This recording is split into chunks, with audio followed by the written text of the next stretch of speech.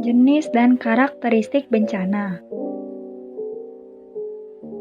Yang pertama ada pengertian dari bencana.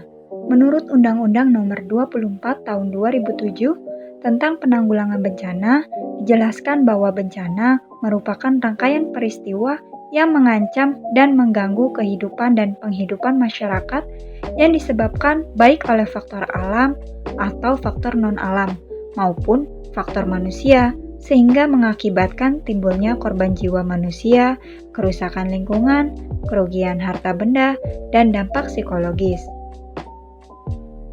Masih pada tentang Undang-Undang Nomor 24 Tahun 2007, dijelaskan bahwa jenis-jenis bencana ada 3.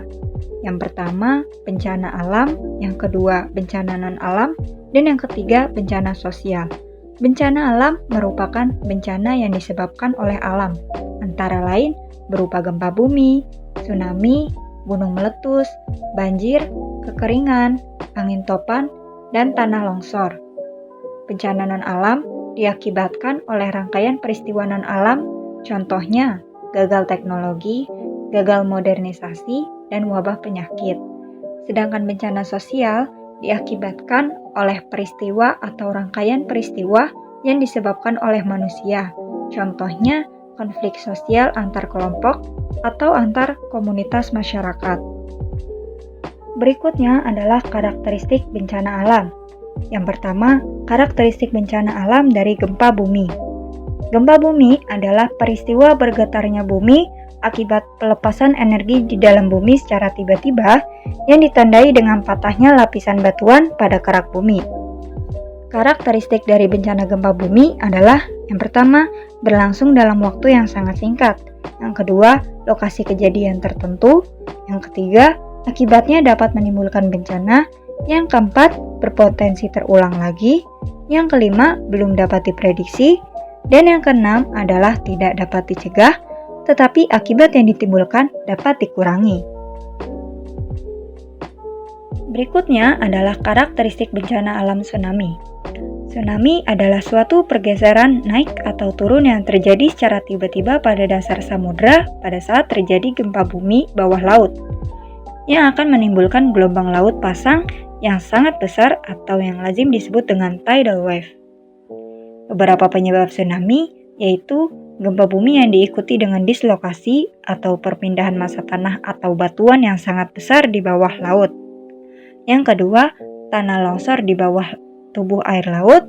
Yang ketiga adalah letusan gunung api di bawah laut.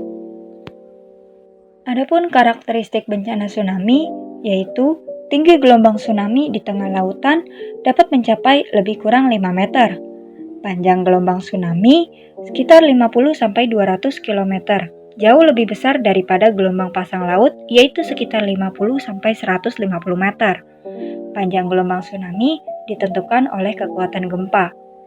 Panjang gelombang tsunami berkisar 20-50 km dengan tinggi gelombang 2 meter dari permukaan laut. Periode waktu gelombang tsunami yang berkekuatan tinggi hanya berperiode durasi gelombang sekitar 10-60 menit. Sedangkan gelombang pasang bisa berlangsung lebih lama, yaitu sekitar 12-24 jam. Cepat rambat gelombang tsunami sangat tergantung pada kedalaman laut. Bila kedalaman laut berkurang setengahnya, maka kecepatan berkurang 3/4-nya. Berikutnya adalah karakteristik bencana alam banjir. Banjir merupakan peristiwa meluapnya air dari sungai sehingga menggenangi wilayah daratan yang normalnya kering. Banjir dapat dikategorikan dalam 4 kategori, yaitu yang pertama, banjir yang disebabkan oleh hujan lebat yang melebihi kapasitas penyaluran sistem pengaliran air, bisa itu sungai yang terbuat alami atau drainase buatan manusia. Yang kedua, banjir yang disebabkan meningkatnya muka air di sungai sebagai akibat pasang laut maupun meningginya gelombang laut akibat badai. Yang ketiga, banjir yang disebabkan oleh kegagalan bangunan air buatan manusia, seperti bendungan, tanggul, dan bangunan pengendalian banjir. Yang terakhir, banjir akibat kegagalan bendungan alam atau penyumbatan aliran sungai akibat runtuhnya atau longsornya tebing sungai. Berikutnya, karakteristik bencana alam abrasi. Abrasi dapat disebabkan oleh yang pertama, penurunan permukaan tanah atau land subsidence, yaitu akibat pemompaan air tanah yang berlebihan untuk keperluan industri dan air minum di wilayah pesisir. Akan terjadi terutama jika komposisi tanah pantai sebagian besar terdiri dari lempung atau lumpur, karena sifat tersebut mudah berubah akibat perubahan kadar air. Akibat penurunan air tanah adalah berkurangnya tekanan air pori. Hal ini mengakibatkan penggenangan dan pada gilirannya meningkatkan erosi dan abrasi pantai. Penyebab yang kedua adalah kerusakan hutan mangrove. Mangrove memiliki peran penting sebagai pelindung alami pantai karena memiliki perakaran yang kokoh sehingga dapat meredam gelombang dan menahan sedimen. Penyebab yang ketiga adalah adanya perubahan iklim global dan kejadian ekstrim, misal terjadi siklon tropis. Faktor lain adalah kenaikan permukaan air laut akibat pemanasan global yang mengakibatkan kenaikan tinggi gelombang. Penyebab yang terakhir adalah kerusakan akibat kegiatan manusia. Kerusakan akibat kegiatan manusia seperti penambangan pasir di perairan pantai, pembuatan bangunan yang menjorok ke arah laut, pembukaan tambak yang tidak memperhitungkan keadaan dan lokasi. Berikutnya, karakteristik bencana alam gunung meletus.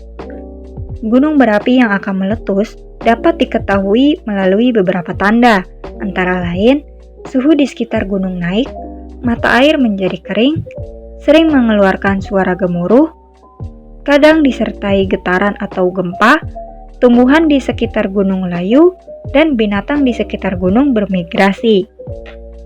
Hasil dari letusan gunung api adalah gas vulkanik, lava dan lahar, hujan abu, dan awan panas. Berikutnya adalah karakteristik bencana alam tanah longsor. Tanah longsor adalah perpindahan material pembentuk lereng berupa batuan, bahan rombakan tanah, atau material campuran tersebut bergerak ke bawah atau keluar lereng. Pada prinsipnya, tanah longsor terjadi bila gaya pendorong pada lereng lebih besar dari gaya penahan. Gaya penahan umumnya dipengaruhi oleh kekuatan batuan dan kepadatan tanah.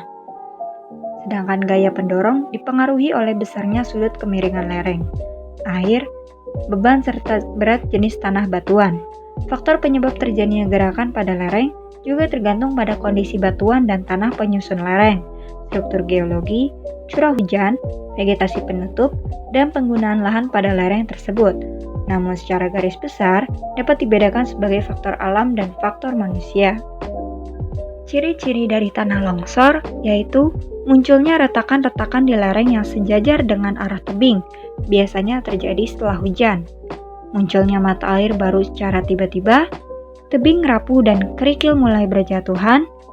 Jika musim hujan, biasanya air tergenang. Menjelang bencana itu, airnya langsung hilang. Pintu dan jendela yang sulit dibuka, runtuhnya bagian tanah dalam jumlah besar, pohon atau tiang listrik banyak yang miring, dan yang terakhir halaman atau dalam rumah tiba-tiba ambles.